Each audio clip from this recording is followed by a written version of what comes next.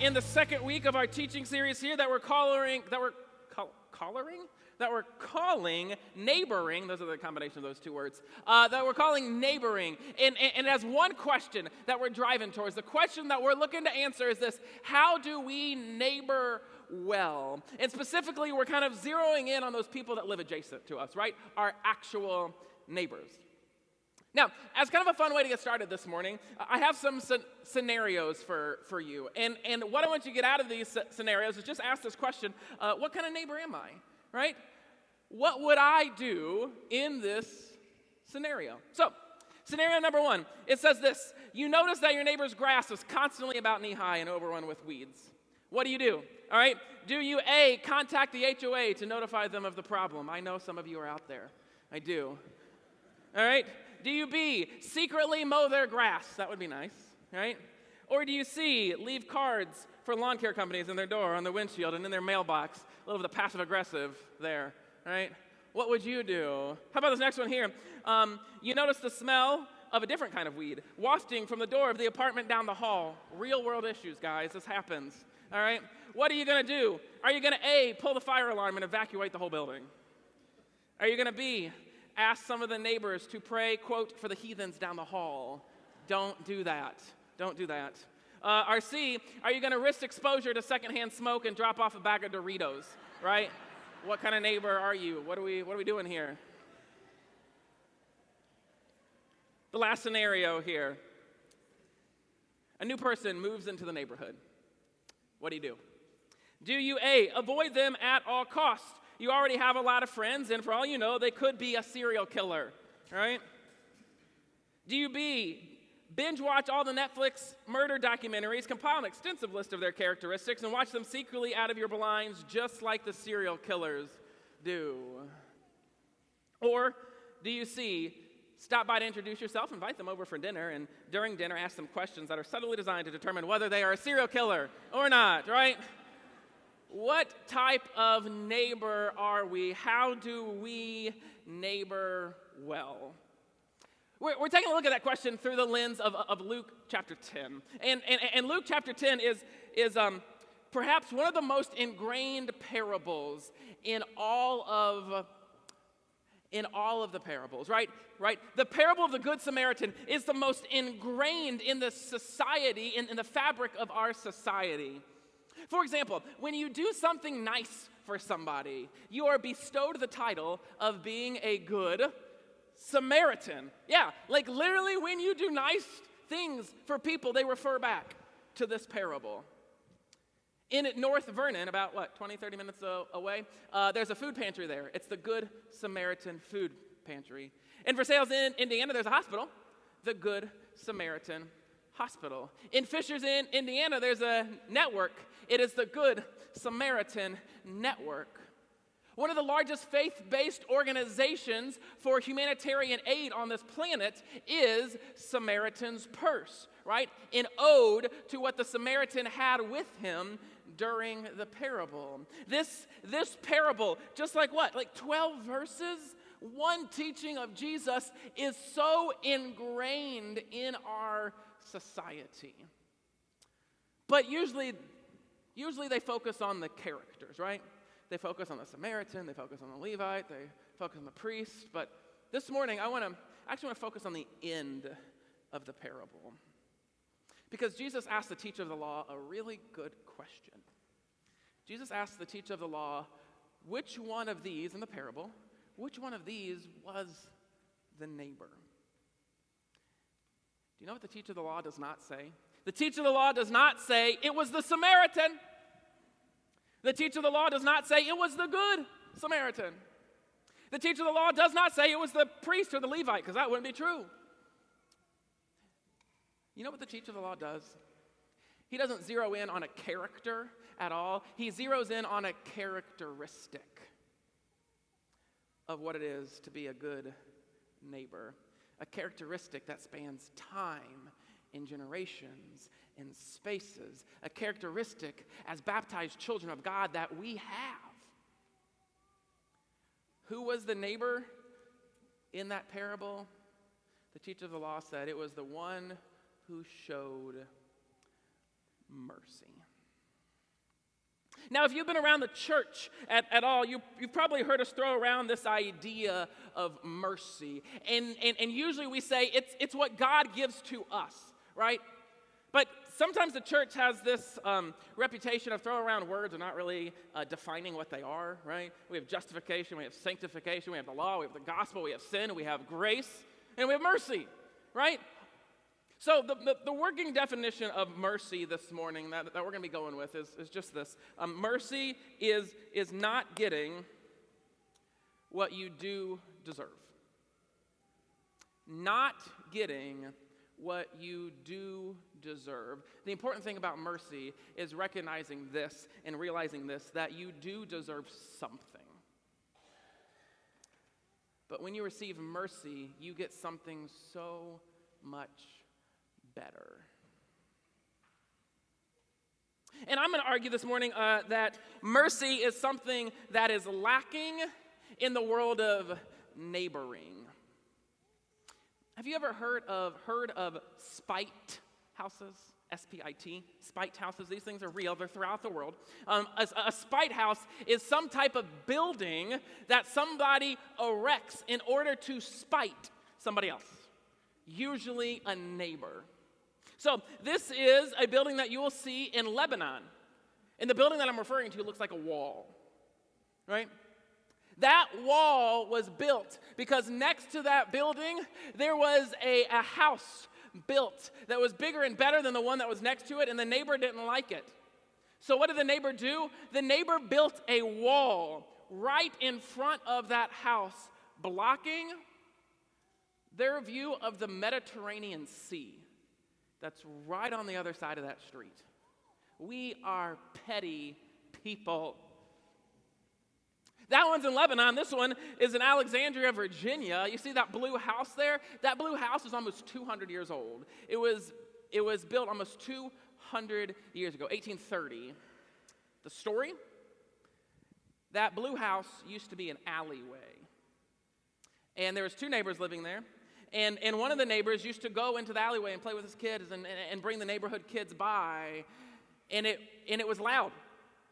And the neighbor didn't like the sound of kids playing outside of his house all the time. So you know what he did? He went to the city council, or whatever the city council was in 1830, right? And purchased the alleyway and built this house. So no kids would ever be playing by his house again. A spite house. We are petty people. This is kind of the most famous one here. This is in Seattle, Washington. At the very front of it, that front door is 55 inches wide. But don't worry, towards the back, it gets to a booming 7.5 feet. What's the story? You had neighbor one and neighbor two. Neighbor one and neighbor two both wanted to square off their lots. They decided this was a good idea. So neighbor two offered to purchase part of neighbor one's lot for what was to him an offensively low price. So instead of coming back to the table with neighbor one decided that he would build a house exactly on the portion of his lot that the neighbor wanted to buy. It started at 55 inches and went to 7.5 feet. We are a petty people. Now, I know that those examples are extreme, right? And I doubt many people, maybe any people here, have built a spite house or purchased a spite house, right? But my guess is that you could come up with some time in your life where your neighbor should have shown mercy. Or I bet you can come up with a time in your life where you should have shown mercy to your neighbor. So if the parable of the Good Samaritan is right, if the parable of the Good Samaritan that says that in order to be good neighbors, in order to neighbor well, in order to be a biblical neighbor, we are to show mercy, just on a very practical level, how are we to do that? How are we to accomplish showing mercy to our neighbors? And I want to start this morning answering that question at a shallow level and then kind of working deeper and deeper as we go. So on a very shallow level, how are we good neighbors to the people that live adjacent to us? The very first thing that you can do on a very shallow level is to develop a friendship, right? We, as followers of Jesus, we look to develop friendships with our neighbors. Now, some of you are really good at this. Some of you could talk to a brick wall for like 2 hours and leave that conversation thinking that you had the best friend of your life. We call you extroverts. And there's people out there that would rather literally run into that brick wall than go have a conversation with your neighbor. We call you introverts. But the great thing about this series is that this series is not about being an extrovert or being an introvert. This series is not about making introverts into extroverts. This series is not about letting the extroverts know that introverts exist, right? There is this thing called personal space, and it's a bubble, and it can be popped, extroverts, right? That's not what the series is about at all. The series is about neighboring well. And I think the best way that you can develop a friendship is to simply know their name. If you were here with us last week, you received a card that kind of looked like this. Now, here's the thing, is that if you're sitting in a pew, the inside pew neighbors are really nice, and they have some of these. So if you don't have one, just give a little wave. You can even say your name if you want to. Just give a little wave, right? And let them know that you don't have one of these, and those inside neighbors would love to pass down one of these, because we want everybody to participate in this during this series. This is a game, a challenge of sorts. And the great thing is that if you participate in this game, you get a point, right? You already have 1 point, because you are the middle house. You can write your name down here. And the goal is that through these next 3 weeks, that you are able to write down the names of all of the people living next to you. Because I think that the greatest English word that you can speak to someone, far above calling them beautiful or intelligent or successful, is to call them their name. Science tells us is that when you hear your name spoken, there's parts of your brain that light up that don't when you're just given a compliment.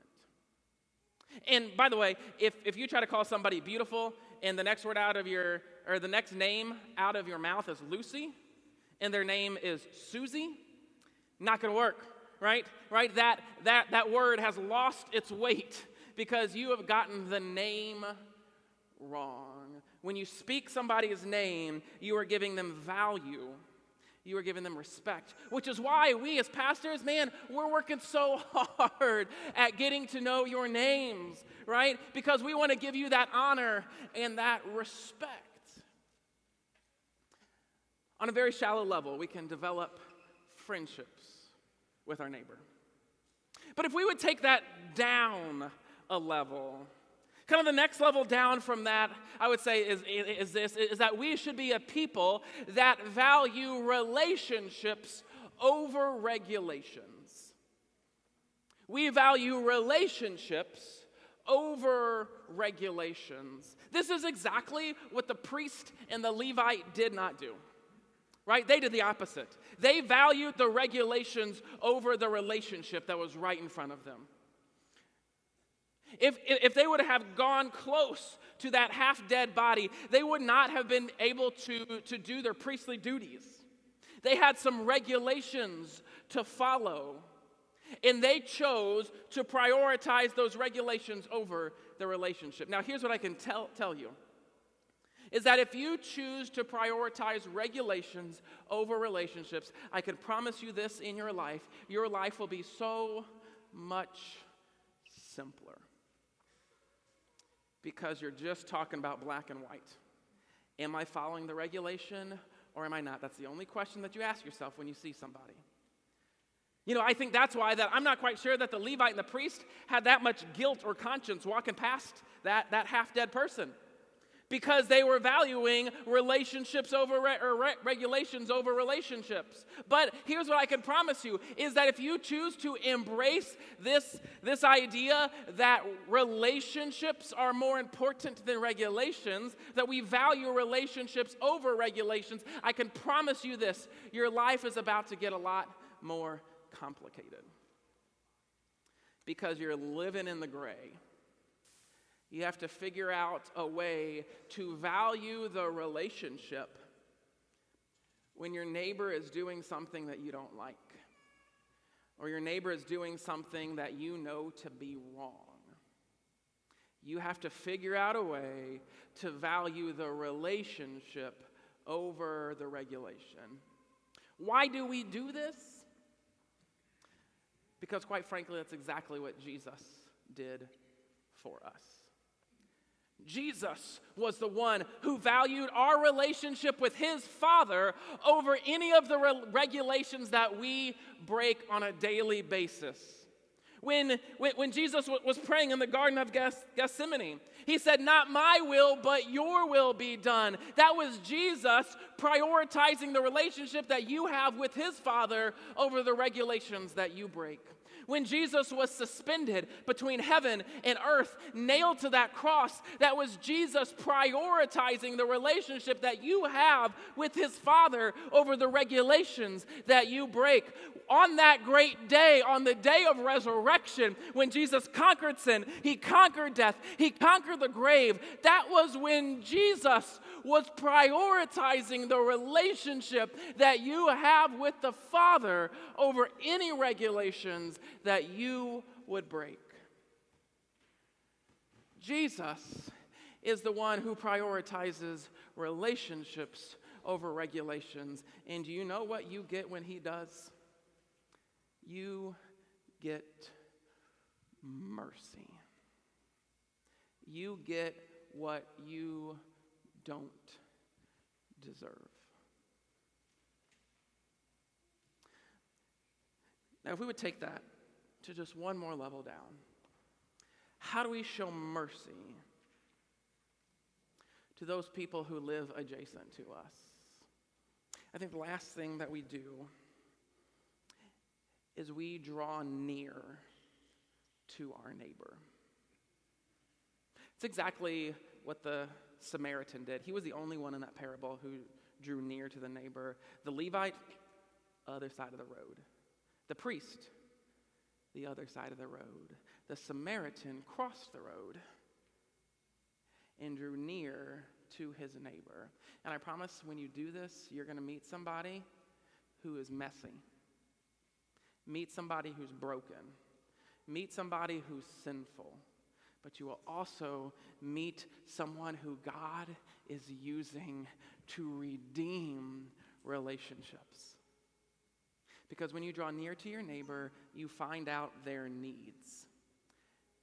And when you find out their needs, you get to live the life that God intended for you, where your life is more prioritized on your neighbor than yourself.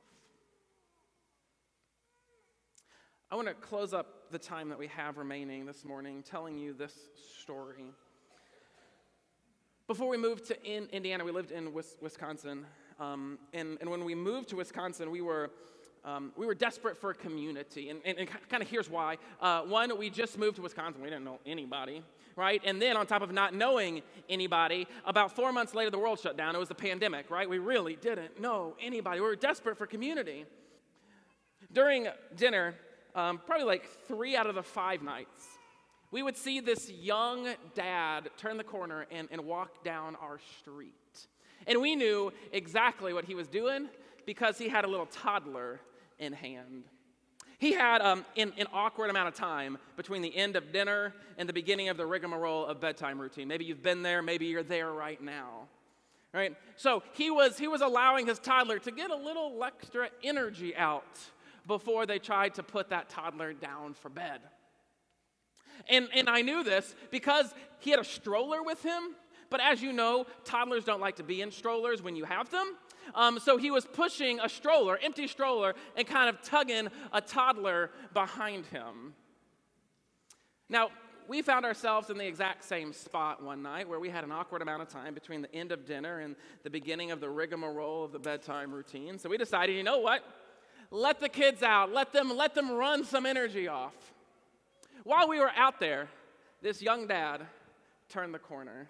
And I remember I locked eyes with my wife, and I was like, ha ha, this is it. We get a friend, right? This is it. We get to know our neighbor, and we know he's a neighbor somewhere because he's got a toddler, and toddlers don't walk very far. He's got to live around here somewhere. So it's kind of that awkward waiting moment where, like, we'd look down and look up at him, and he wasn't quite there yet, so we'd look down and act like we're doing something, and then look up again and be like, oh, he's still not there, and we look down, and then finally he was in front of our house. So I said, hey, how you doing? He goes, good. You must be running a little extra energy off. Yep. Kept on walking. Just kept on walking. Now, I did this awkward thing. You need to know that I'm an extrovert, okay? But I did this awkward thing where this neighbor was like a house and a half down, like so far past our property. But it's then that I just tried to engage him in a conversation. I don't know if you've ever done that, like you walk past somebody and then the person behind you tries to engage with you in a conversation. You got to look back like, why is this person yelling at me? Right, that was me.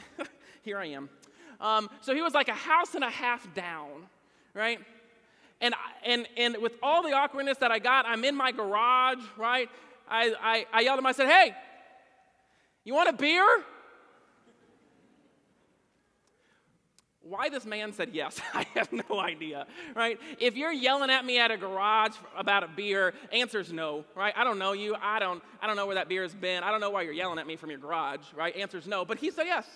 So now I have this neighbor pushing an empty stroller, hauling his toddler back to our driveway. And there we are. We're in the driveway. We each have a beer. We're exchanging names. We're putting relationships over regulations, at least at that point in the pandemic. And we're drawing near to one another.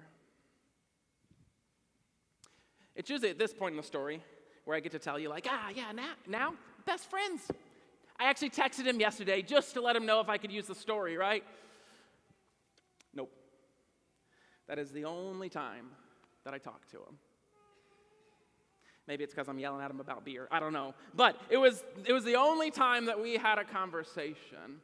I tell you that to let you know that neighboring sometimes is awkward. It is. Neighboring sometimes is really difficult. It is. But we have a calling upon our life as baptized followers of Jesus to show mercy to our neighbor. Let me end with one last scenario. You sit and worship and hear a message about neighboring well. I wonder who that is. What do? Do you chalk it up to the fact that the church is antiquated and outdated? Who really wants to get to know their neighbors anyways? Do you tell yourself you should really do this but forget about it on Monday morning? Or do you show mercy to your neighbor by knowing their name, by valuing the relationship, and by drawing near? I don't know which one you're going to do, but I can tell you which one Jesus has done for you. Come soon, Lord Jesus. Amen.